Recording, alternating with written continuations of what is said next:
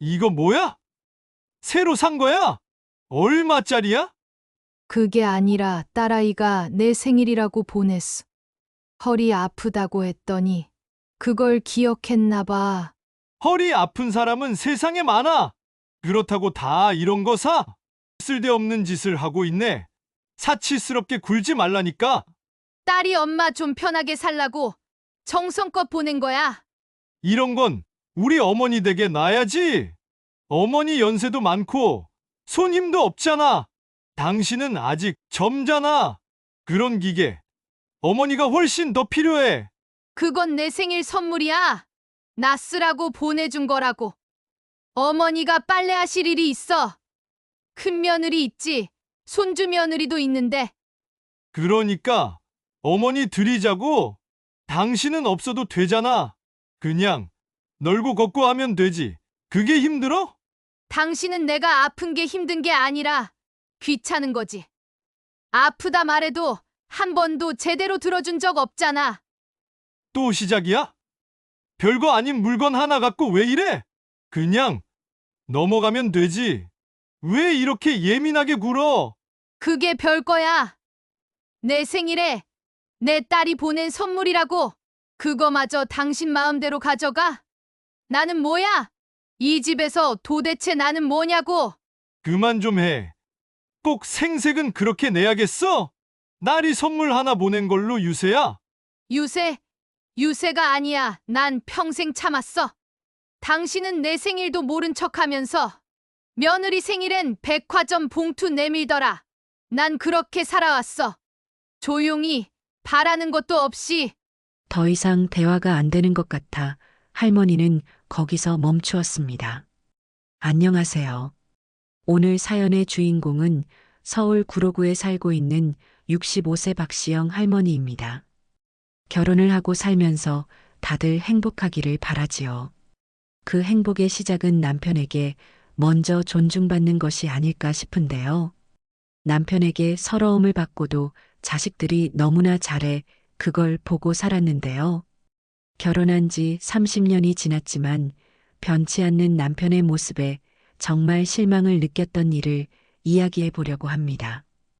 오늘 이야기를 들으시면서 혹시 여러분도 누군가의 희생을 당연하게 여겨본 적은 없는지, 혹은 자신이 너무 오랫동안 무시당하며 살고 있던 건 아닌지 돌아보는 계기가 되었으면 좋겠습니다.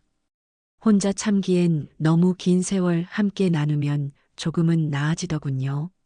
끝까지 함께 해주시고요. 구독과 좋아요, 알림 설정 부탁드립니다. 박씨 할머니는 전라북도 정읍이라는 작은 시골 마을에서 태어났습니다. 흙냄새 풀내음 가득한 곳이었죠. 형제는 넷, 박씨 할머니는 그중 셋째였습니다. 아버지는 막노동을 하고 계셨고 어머니는 논밭을 오가며 살림까지 도맡았던 한마디로 억척스러운 분이셨습니다. 초등학교를 마치고는 더 이상 학교에 갈 수 없었어요. 오빠가 먼저 대학에 간다고 하니 박씨 할머니는 자연스레 뒷전이었지요. 그땐 그게 당연한 줄 알았습니다. 여자는 오빠를 뒷바라지하고 집안일을 돕는 게 순리라고 배웠으니까요. 20살이 되기 전 박씨 할머니는 무작정 서울로 올라왔습니다. 낯선 도시 구로라는 작은 동네에 정착했어요. 공장에 들어가 재봉틀을 돌리면서 한 푼 두 푼 악착같이 모았지요. 쉼없이 돌아가는 재봉틀 소리만큼 박씨 할머니의 삶도 쉴 틈 없이 흘러갔습니다. 고단한 노동 속에서도 언젠가는 자신만의 작은 행복을 찾을 수 있을 거라는 희망 하나로 버텼습니다. 그렇게 고된 삶 속에서 잠깐의 연애 끝에 남편을 만나 결혼하게 됐습니다. 평범한 듯 보였던 시작이었죠.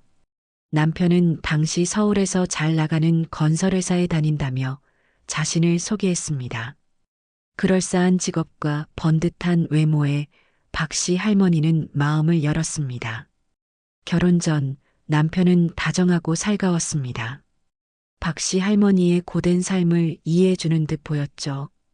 그 남자의 따뜻한 말 한마디는 박씨 할머니의 얼어붙었던 마음에 온기를 불어넣어 주었습니다.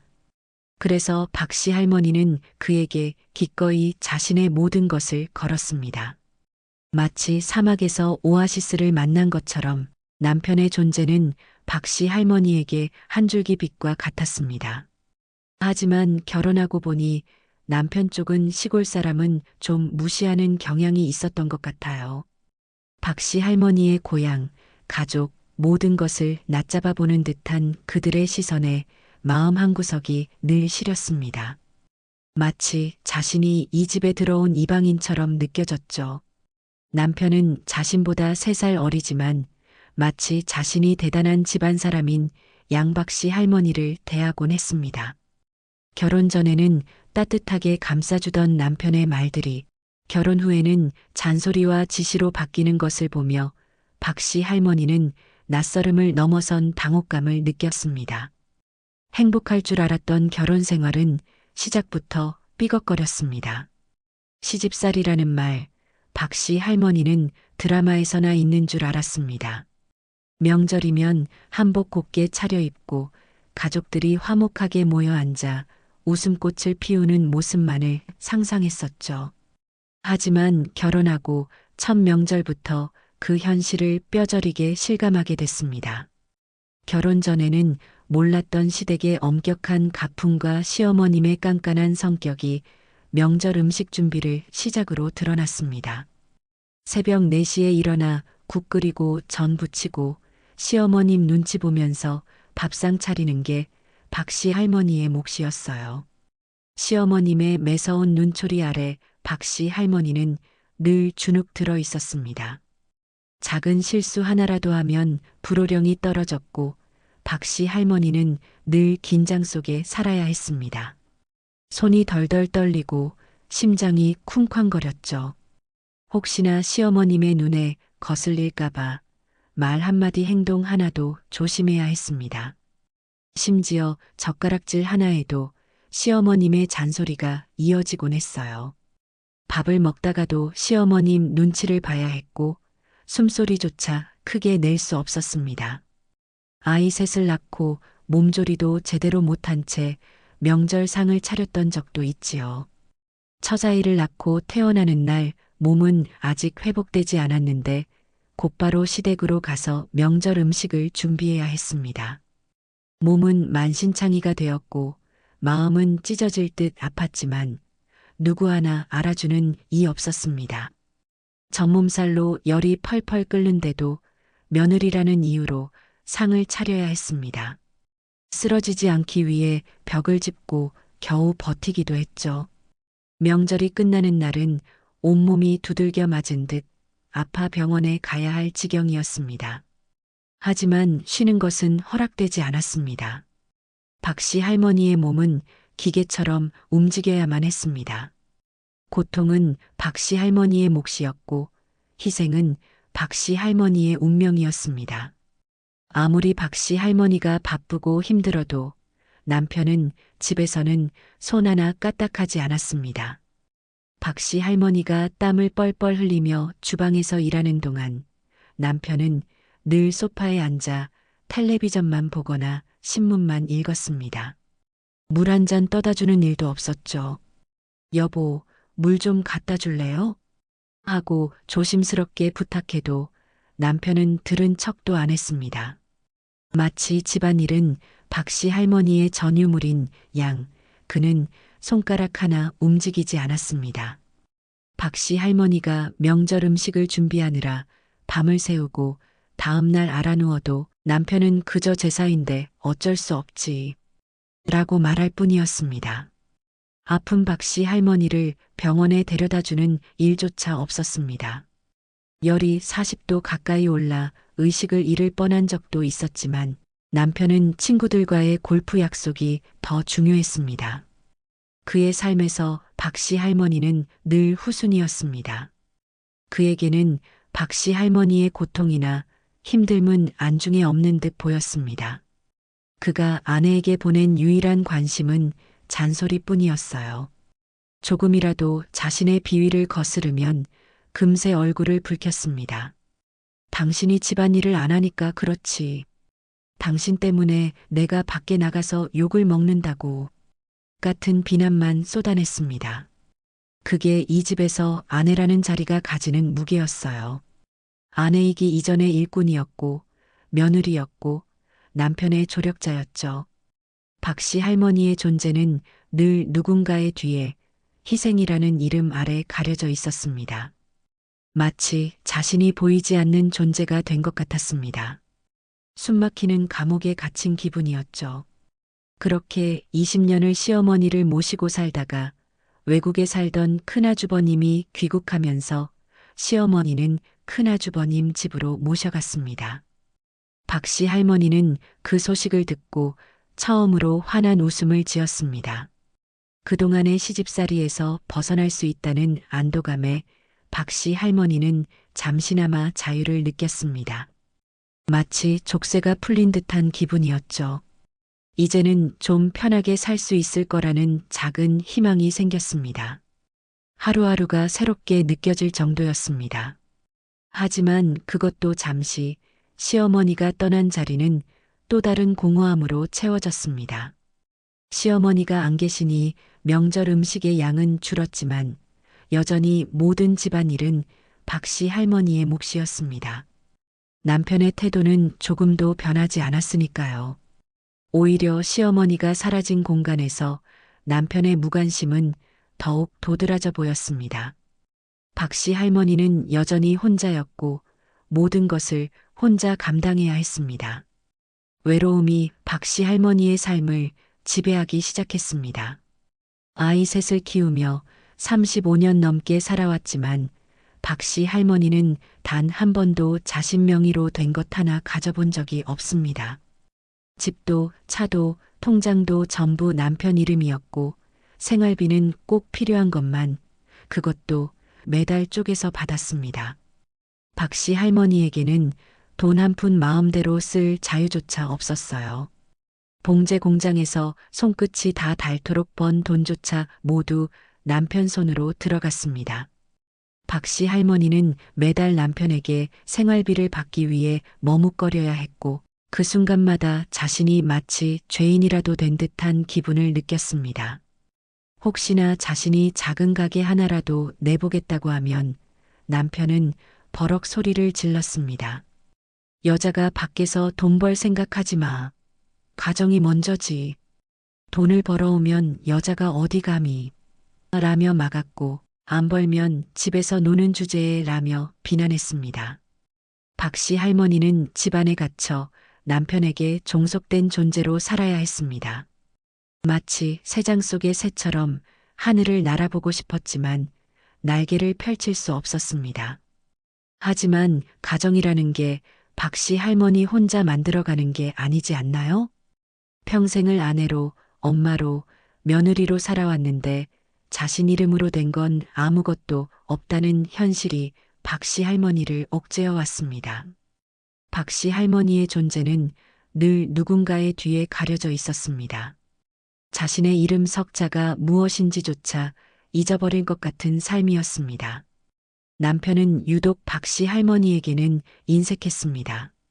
박씨 할머니의 생일엔 아무 말도 없다가 며느리 생일엔 백화점 상품권 봉투에 두둑이 넣어주는 걸 보며 문득 이런 생각이 들었습니다. 명절 때 시댁 식구들에게 나눠줄 선물은 최고급으로 사면서 정작 박씨 할머니가 입을 옷 한 벌 제대로 사주지 않았습니다.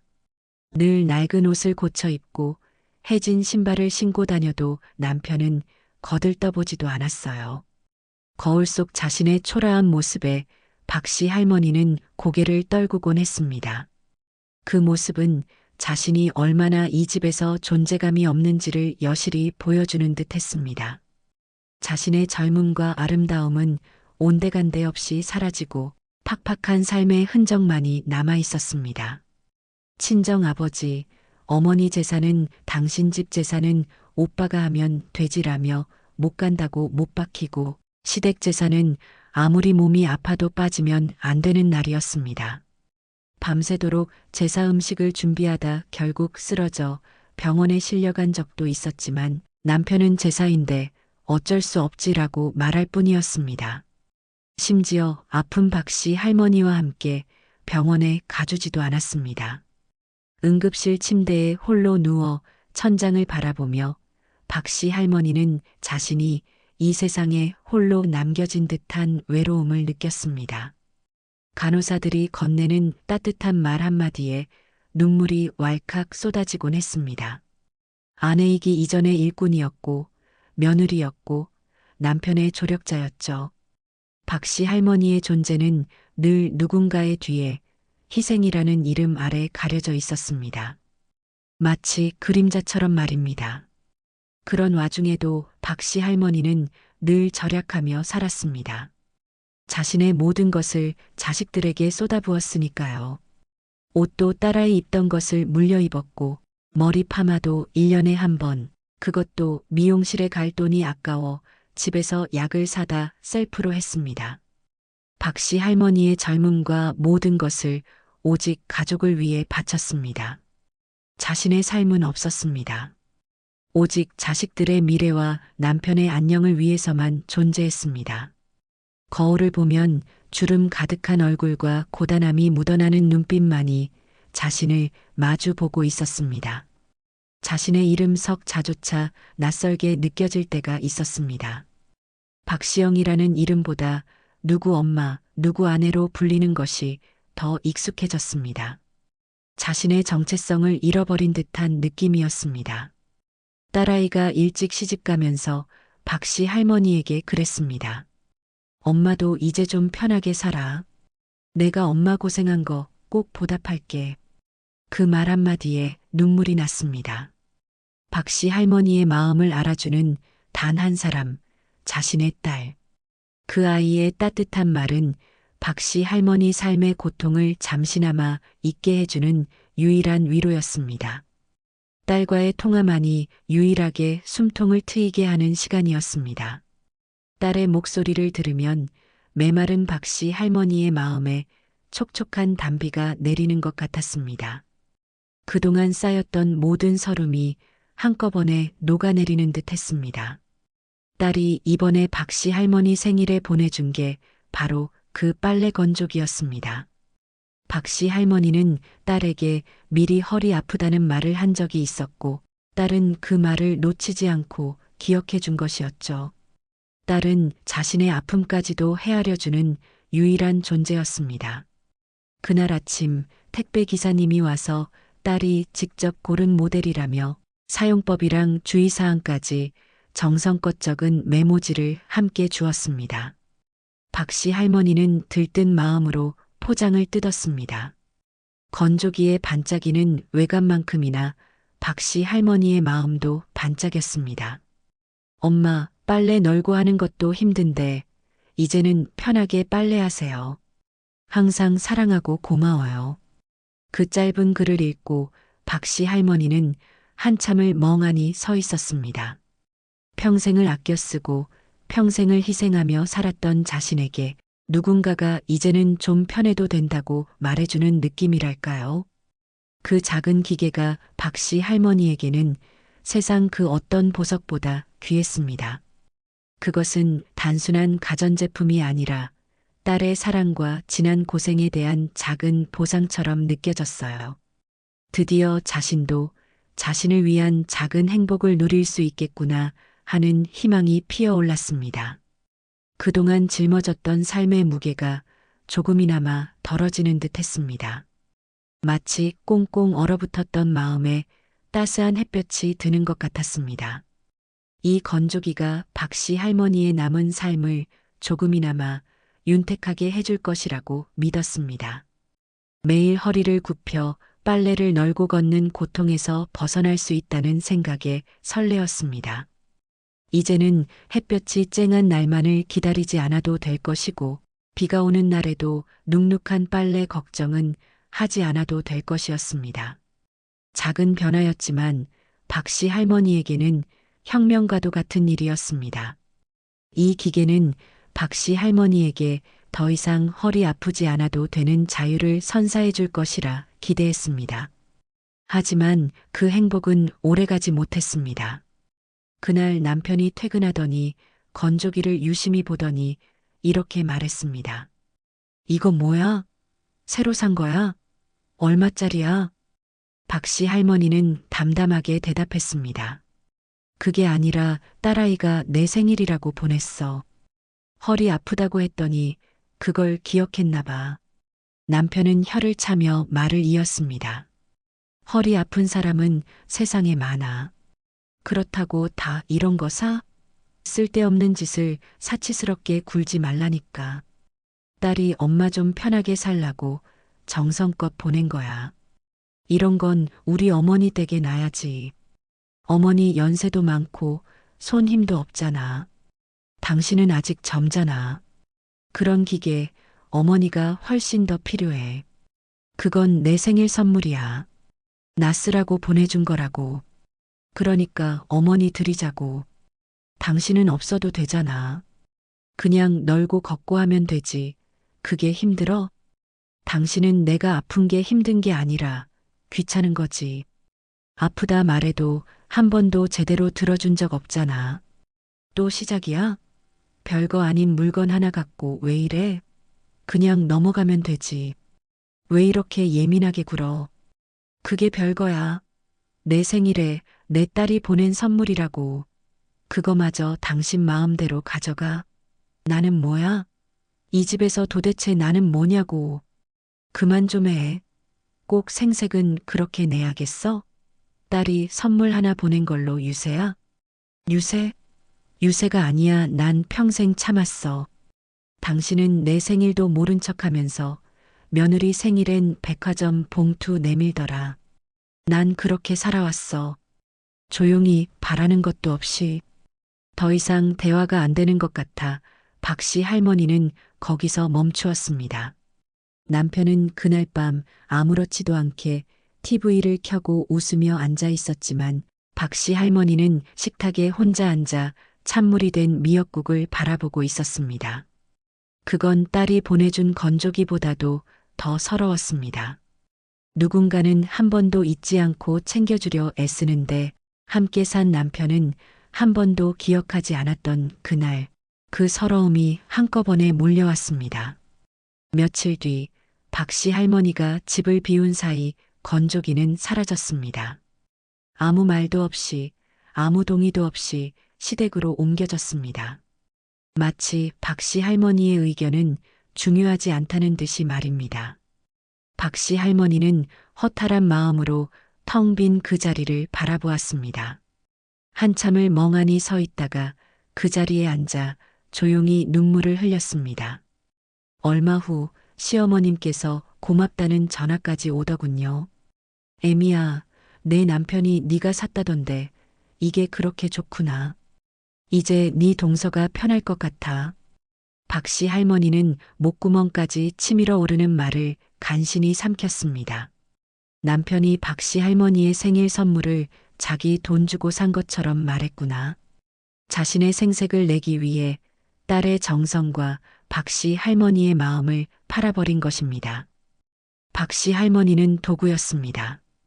그 어떤 감정도 없는 소모품, 존중받을 자격도 없는 그냥 아내라는 껍데기일 뿐이었습니다. 아파도 병원은 항상 혼자 다녔고 남편은 늘 골프 약속이 우선이었고 박씨 할머니의 생일조차 아무 말 없이 지나갔습니다. 자신이 생일이라 미역국을 끓인 날 남편은 말하더군요. 며느리는 백화점 상품권 줘야지. 그래야 가정이 평온하지. 백화점 상품권에 용돈까지 넣어 예쁜 봉투에 넣어주는 모습을 몇 해째 조용히 지켜봤습니다. 참 어처구니가 없더군요. 아내인 박씨 할머니가 평온하지 않은 가정엔 관심 없으면서 며느리 눈치 보는 일에는 그렇게 열심이었습니다. 남편은 며느리에게는 더없이 좋은 시아버지 행세를 하고 싶었던 모양입니다.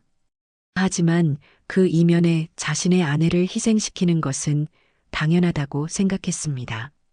남편의 이기심은 끝이 없었습니다. 박씨 할머니는 더 이상 남편의 말을 믿을 수 없었어요. 가만히 있던 박씨 할머니가 용기 내어 물었습니다. 그럼 나는? 내 생일은 왜 몰라? 남편은 한숨 쉬며 말하더군요. 당신은 그런 거 바라지 않잖아. 그런 거 필요 없잖아. 그 말이 박씨 할머니는 너무나 서운했습니다. 평생을 아껴 살았던 게 단순해서 그랬던 게 아니었어요. 아이들 키우느라 생활비 빠듯해서 한 번도 자신을 위한 욕심을 내보지 못하고 백화점 간 지가 언제인지도 기억 안 나고 그렇게 모든 것을 참고 살아왔던 지난 세월이 너무 허망하게 느껴졌습니다. 남편의 그 말은 박씨 할머니의 모든 희생을 무시하는 듯 했어요. 자신이 살아온 모든 삶의 이유를 부정당하는 기분이었습니다. 그의 말 한마디 한마디가 비수가 되어 박씨 할머니의 가슴을 꿰뚫었습니다. 심장이 시려왔습니다. 내가 이렇게 살아온 게 다 당신 때문이었는데 그걸 모른다고? 아니, 모르는 척하는 거겠지. 박씨 할머니는 생각했죠. 딸에게 전화해서 말했지요. 건조기 큰 집에 갖다 줬다더라. 딸은 말없이 있다가 이렇게 말했습니다. 엄마, 미안해. 그럼 내가 하나 더 보낼게. 그 말을 듣는 순간 딸한테도 말하지 못했던 억눌렸던 감정이 터져 나왔습니다. 아니, 보내지 마라.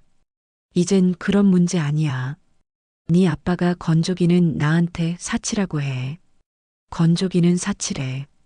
딸은 너무 어이가 없는지 화도 내지 않고 한숨만 내쉬더군요. 며칠이 지나고 평소처럼 저녁 장거리를 장만하고 있었습니다. 박씨 할머니의 일상은 늘 이런 식이었죠.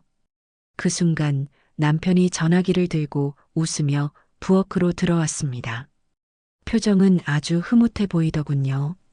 입가에는 미소가 번져 있었고 어깨는 으쓱거리는 듯 했습니다. 무슨 좋은 일이라도 생겼나 싶었지요. 박씨 할머니의 마음에 아주 작은 기대감이 스쳤습니다. 혹시 가족에게 좋은 소식이라도 생긴 걸까? 아니면 남편에게라도 좋은 일이 생겨서 나에게도 조금의 행복이 전해질까 하는 막연한 기대감이었습니다. 하지만 그 기대는 오래가지 못했습니다. 어머니가 아까 전화하셨는데 말이야. 그 말에 할머니는 도마 위에 칼을 멈췄습니다. 무의식적으로 가슴이 쿡 하고 조이더군요. 불길한 예감은 왜 늘 틀린 적이 없던 걸까요? 어머니라는 단어는 박씨 할머니에게 언제나 긴장과 불안을 안겨주는 단어였습니다. 남편은 마치 자랑스럽다는 듯이 말을 이어갔습니다. 목소리에는 자부심이 가득했습니다. 마치 대단한 일을 해낸 영웅처럼 말이죠. 건조기 아주 잘 쓰신다더라. 매일매일 돌린대. 그렇게 편한 게 있는 줄 몰랐대. 기계 하나로 하루가 달라졌다고 하시더라. 할머니는 아무 말도 하지 않았습니다. 그 말 하나하나가 마음속에 박히고 있었으니까요. 박씨 할머니의 심장은 마치 얼음 송곳으로 찔리는 듯 아팠습니다. 내 건조기 내 선물.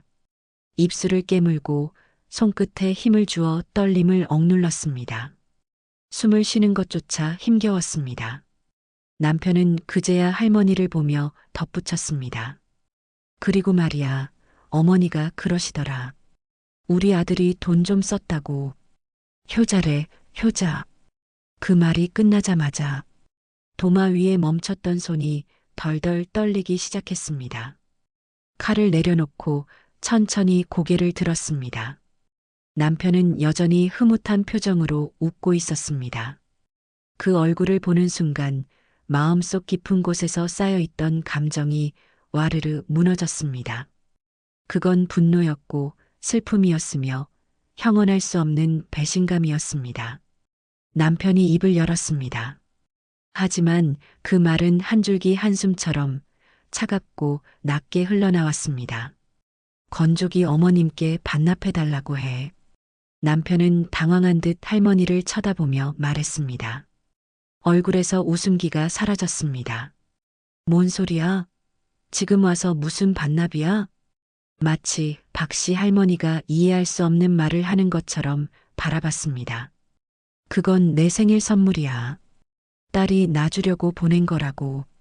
할머니가 평정을 잃지 않으려고 노력하며 말하자 남편은 그제야 어깨를 한번 움찔하더니 무심한 표정으로 이렇게 말했습니다. 어머니가 더 필요하시다니까. 당신은 아직도 빨래 넣을 수 있잖아. 그런 기계는 당신한텐 사치라니까. 그 말 한마디에 온몸이 얼어붙었습니다. 그 짧은 단어 하나에 결혼 후 살아온 35년이 부정당한 느낌이었습니다. 숨이 가쁘고 가슴속에서 무언가 치밀어 오르는데 이젠 참을 이유도 억지로 웃어야 할 이유도 사라졌습니다. 그래, 맞아. 당신 말대로 건조기는 사치일지 몰라. 목소리가 조금 떨렸지만요. 박씨 할머니의 눈에는 그동안 쌓였던 모든 분노와 서름이 담겨 있었습니다. 남편은 그런 박씨 할머니의 눈을 똑바로 쳐다보지 못했습니다. 근데 말이야. 당신 같은 사람한텐 나도 사치였어. 남편은 그 말을 듣고 잠깐 굳어졌습니다. 눈을 크게 떴다가 입술을 삐죽 내밀며 말하더군요.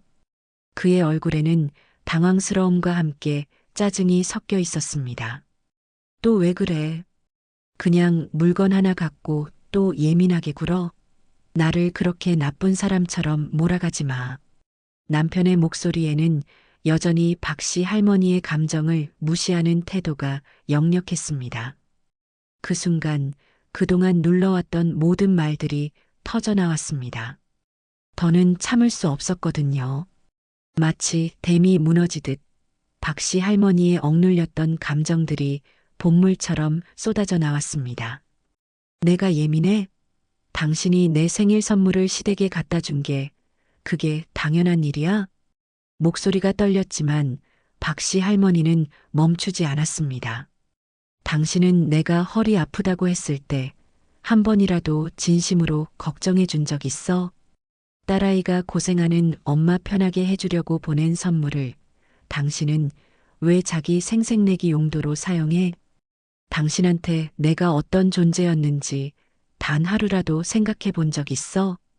이 질문은 박씨 할머니의 가슴에서 터져나온 절규와 같았습니다. 남편은 의자에 앉으며 한숨을 푹 쉬었습니다. 왜 또 시작이야? 30년을 같이 살면서 내 이름으로 된 게 단 하나도 없어. 박씨 할머니의 목소리는 흐느낌에 가까웠습니다.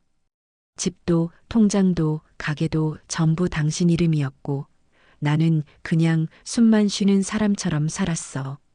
당신은 내가 돈 한 푼이라도 벌어보겠다고 하면 여자가 감히 돈을 번다고 소리쳤지. 내가 이 집에서 숨만 쉬는 것도 아깝다고 생각했잖아. 병원도 혼자 다니고 허리 아파서 밤새 뒤척여도 당신은 골프가 먼저였지. 내가 쓰러져 병원에 실려갔을 때도 당신은 친구들과 약속이 있다며 나 몰라라 했잖아. 당신에게 나는 아픈 몸을 이끌고 집안일을 해야 하는 하인 같은 존재였을 뿐이었어. 내 생일엔 아무 말도 없으면서 며느리 생일엔 백화점 상품권 주고 그럴 땐 한 번도 미안하단 말 안 하더라. 내가 그 정도도 바라면 안 되는 존재였어? 당신의 삶에서 나는 늘 뒷전이었어. 남편은 말을 잇지 못했습니다. 얼굴에는 미안함 대신 당혹감만이 가득했습니다. 작은 한숨소리만이 방 안을 메웠습니다. 마치 그 공간에 남편과 박씨 할머니 두 사람만이 존재하는 듯 했습니다. 나는 늘 당신보다, 당신 어머니보다, 며느리보다 뒷전이었어. 박씨 할머니는 눈물을 흘리면서도 그동안 꾹꾹 눌러왔던 모든 서러움을 쏟아냈습니다. 친정 부모님 제사에도 못 가게 하면서 시댁 제사는 몸이 아파도 빠지면 안 되는 날이었지. 내가 뭘 그렇게 잘못했는지 모르겠어. 그냥 성실하게 조용히 할 일하며 살았을 뿐인데 그 말까지 하고 나니 눈물이 쏟아졌습니다. 그동안 혼자 삼키고 눌러왔던 억울함, 서운함, 외로움, 무시당했던 모든 감정이 눈물로 터져 나왔습니다. 목이 메어 더 이상 말을 이어갈 수 없었습니다. 50년이 넘는 세월 동안 쌓여온 서름이 한꺼번에 폭발하는 순간이었습니다. 남편은 말없이 앉아만 있었습니다. 어색하게 몸을 움직이더니 눈빛은 여전히 박씨 할머니의 마음을 헤아리지 못하는 듯 했습니다. 이 상황을 어떻게든 피하고 싶어 하는 모습이었습니다. 그럼 그냥 내가 새로 하나 사줄게. 그걸로 정리하자. 그 말이 또 한 번 할머니를 무너뜨렸습니다. 돈으로 모든 것을 해결하려는 남편의 무심한 태도는 박씨 할머니의 마음에 더 깊은 상처를 남겼습니다. 그게 아니야, 돈 문제가 아니라고. 박씨 할머니는 울면서 소리쳤습니다. 당신은 평생 내가 원했던 게 뭔지, 왜 서운한지를 생각해 보지 않았어. 박씨 할머니의 목소리는 울음 섞인 절규였습니다. 나는 당신에게 진심으로 위로받고 싶었고 사랑받고 싶었어. 나는 당신의 아내였어. 그게 내가 평생 바랐던 전부였다고. 사람 마음을 물건으로 덮으려 하지 마. 남편은 아무 말도 하지 않았습니다.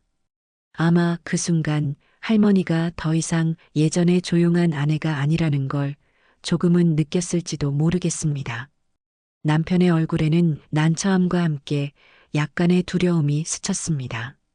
박씨 할머니는 더 이상 예전의 박씨 할머니가 아니었습니다. 그날 밤 딸에게 전화를 했습니다. 엄마, 괜찮아? 너무 속상해하지 마. 내가 다시 하나 보내줄게. 딸아이의 목소리가 전화기 너머로 들려왔습니다. 딸, 그 아이마저 할머니 아픔을 함께 나누는 듯 울먹이는 소리에 가슴이 찢어지는 것 같았죠. 하지만 할머니는 이제 괜찮다고, 아니 괜찮아져야 한다고 스스로를 다독였습니다. 딸에게는 애써 아무렇지 않은 척했어요. 그날 밤 거실을 서성이며 생각에 잠겼습니다. 머릿속에서는 지난 세월의 파노라마가 휘리릭 지나갔죠. 정읍의 흙먼지 가득한 어린 시절부터 구로공단 재봉틀 앞에서 손끝이 다 닳도록 일했던 청춘, 시어머니의 등살에 몸조리도 못한 채 명절 음식을 했던 날들, 남편의 무관심 속에서 홀로 병원 문턱을 넘나들던 기억까지 모든 순간이 주마등처럼 스쳐 지나갔습니다. 억눌렸던 감정들이 파도처럼 밀려왔지만 이상하게도 그 속에서 맑은 정신이 피어나는 것을 느꼈습니다. 결심이 선 순간 마음은 더 이상 흔들리지 않았습니다. 수십 년간 굳게 잠겨있던 문이 활짝 열리는 듯한 기분이었습니다. 새벽녘 창밖으로 동이 터오기 시작하는 무렵 할머니는 남편의 방문을 향해 조용히 걸어갔습니다. 발걸음은 조심스러웠지만 마음속으로는 그 어느 때보다 굳은 의지가 담겨 있었습니다. 남편은 침대에서 막 일어나고 있었어요. 무슨 일이야? 목소리에는 졸음기가 섞여 있었습니다.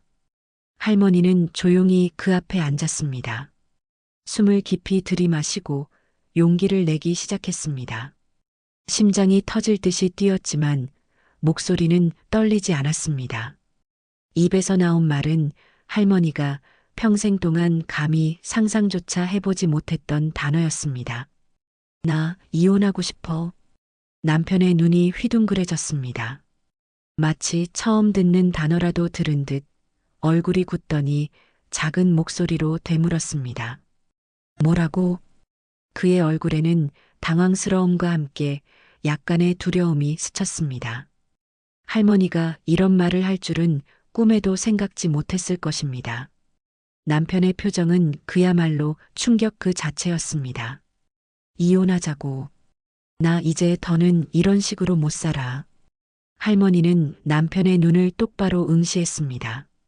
눈에는 더 이상 겁먹은 아내의 모습이 아닌 자신의 삶을 되찾으려는 여인의 강인함이 담겨 있었습니다. 살아있는 건 맞는데 살아가는 건 아니야. 당신한텐 내가 아무리 말해도 들리지 않잖아. 이젠 들리게 말할게. 이혼원해. 내 인생을 나한테 돌려줘. 목소리에는 그동안 억눌렸던 모든 외침이 담겨 있었습니다. 이는 단순히 이혼을 요구하는 것을 넘어 존재를 인정받고 삶을 되찾겠다는 처절한 선언이었습니다. 심장이 터져나갈 것 같았지만 멈출 수 없었습니다. 남편은 일어나서 방 안을 왔다 갔다 하더니 급기야 손을 내저으며 말했습니다. 얼굴에는 초조함이 역력했습니다. 그렇게까지 할 건 아니잖아. 내가 잘못했어. 진짜로 고칠게. 당신한테 관심 안 준 거, 무시했던 거, 내가 다 잘못했어. 목소리에는 다급함이 섞여 있었습니다. 마치 상황을 모면하려는 듯 애써 변명하는 모습이었습니다. 하지만 할머니는 그의 말을 믿을 수 없었습니다. 수십 년간 반복되어 온 거짓말이었으니까요. 하지만 할머니는 단호했습니다. 얼굴에는 더 이상 흔들림이 없었습니다. 말로 되는 일이 아니야. 35년 동안 말로만 지나온 세월이잖아. 이제는 내 몫을 찾아야겠어. 집, 통장, 보험 다 당신 이름으로만 되어 있지. 그거 하나도 내 이름으로 된 거 없으니까 재산 분할도 제대로 얘기하자. 할머니는 자신의 권리를 주장했습니다. 이는 그동안 소리내지 못했던 할머니를 위한 투쟁이었습니다. 떨리는 손으로도 할머니는 목소리에 힘을 실었습니다. 남편은 멍하니 할머니를 보다가 다급하게 손을 들었습니다. 얼굴은 새하얗게 질렸습니다. 그건 좀 여보, 이건 너무 갑작스럽잖아. 내가 이번엔 정말 바꿀게. 당신 이름으로 통장도 만들고 건물도 당신 명의로 돌리고 당신이 원하는 대로 해줄게. 그러니까 그 얘기는 좀. 할머니를 달래려 애썼지만 말은 귀에 들어오지 않았습니다. 이미 너무 늦은 후회였습니다. 그러니까 뭐, 결국 당신은 아직도 내가 겁먹을 거라 생각하는 거지? 이혼이라는 말, 내가 평생 입에 올릴 수 없을 줄 알았지? 목소리에는 비웃음이 섞여 있었습니다. 남편이 할머니를 얼마나 하찮게 여겼는지 여실히 보여주는 대화였습니다. 남편의 침묵은 할머니 말이 옳았다는 것을 증명하는 듯 했습니다. 그 침묵을 기다리지 않고 할머니는 계속 말을 이었습니다. 나 더는 거 봤나? 이 집이 당신 이름이어도 통장이 당신 손에 있어도 내 권리를 찾으려는 거야. 당신이 원하든 원하지 않든 이건 내 몫이야. 할머니는 자신의 권리를 분명히 했습니다. 남편은 한참을 말없이 있다가 마치 무언가 결심이라도 한 듯 조용히 입을 열었습니다. 목소리는 침착했지만 그 안에는 굴복의 의미가 담겨 있었습니다. 알았어. 각서라도 쓸게. 변호사 불러도 좋고 공증도 받아도 돼. 당신 이름으로 통장 만들고 집도 절반은 당신 이름으로 바꾸자. 남편의 말에서 진심이 느껴졌습니다. 늦었지만 비로소 고통을 조금이나마 이해하기 시작한 듯 했습니다. 목소리에서 오만함이 사라지고 미약하게나마 진심이 전해지는 순간이었습니다. 할머니는 그 순간 가슴이 먹먹해졌습니다. 이건 단순한 재산 얘기가 아니었습니다. 남편이 할머니 말을 처음으로 진심으로 들은 순간이었으니까요. 오랜 외침이 드디어 그의 마음에 닿은 것입니다. 감격스러움과 함께 알 수 없는 허탈감이 밀려왔습니다. 지난 세월의 서름이 파도처럼 밀려왔지만 그 속에서 작은 희망의 빛을 보았습니다. 다음 날 남편은 종이에 직접 손으로 적었습니다. 글씨는 반듯하지 않았지만 그 안에는 새로운 시작에 대한 의지가 담겨 있었습니다.